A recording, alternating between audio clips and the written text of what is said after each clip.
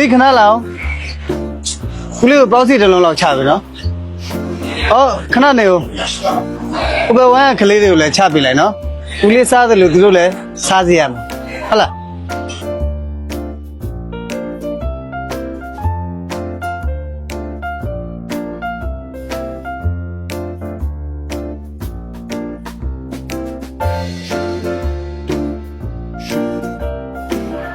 အမေခဏဦးလေးအေးတပူးနော်ဟိုဘက်ကလေးတွေကိုလည်းအေးပေးလိုက်အောင်ဦးလေးတောက်တယ်လို့သူတို့လည်းတောက်ရမယ်နော် A few moments later. သမီးလားဖေးလေးရှင်းမယ်နော် ဟုတ်4500ကျပါဟုတ်ဟိုဘက်ဝိုင်းလည်းသွားရှင်းလိုက်အောင်နော်ဦးလေးရှင်းတယ်လို့သူတို့လည်းရှင်းစေခြင်းလို့လေ အစားအသောက်ကောင်းလို့စိတ်ချမ်းသာဝါတီးကိုသာလာခဲ့ပါ